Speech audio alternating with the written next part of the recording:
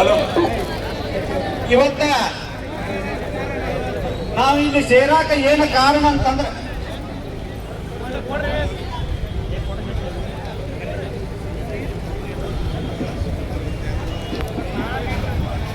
ಇಲ್ಲಿ ನೆರೆದಿರತಕ್ಕಂಥ ಎಲ್ಲ ಅಣ್ಣ ತಮ್ಮಂದಿರು, ರೈತ ಬಂಧುಗಳು, ಪಾದಕ್ಕೆ ಶರಣೆಂದು ಬಂಧುಗಳೇ,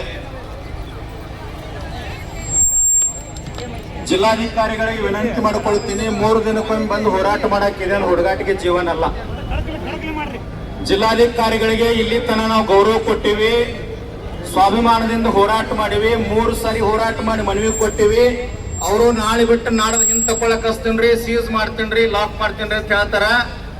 ಜಿಲ್ಲಾಡಳಿತಕ್ಕೆ ನಾನು ವಿನಂತಿ ಮಾಡಿಕೊಳ್ತೀನಿ, ಇದು ಯಾವುದೋ ಬಿಜೆಪಿ, ಕಾಂಗ್ರೆಸ್, JDS ಯಾವನ್ ಬಿಡಿಯೋದಾಗಿನ ಹೋರಾಟ ಅಲ್ಲ, ರೈತನ ಹೋರಾಟ ಐತಿ. ಇಲ್ಲೆಲ್ಲಾರು ನೋಡ್ರಿ, ಯಾವರೇ ರಾಜಕಾರಣಿ, ಯಾವರೇ ಖಾಸಗಿ ಇದ್ದಂತವ ಗಾಡಿ ಮಾಡಿಕೊಟ್ಟು ರೊಕ್ಕ ಕೊಟ್ಟು ಜನರ ಕರ್ಕೊಂಡು ಬಂದು ಮಾಡುವಂತ ಹೋರಾಟ ಅಲ್ಲ.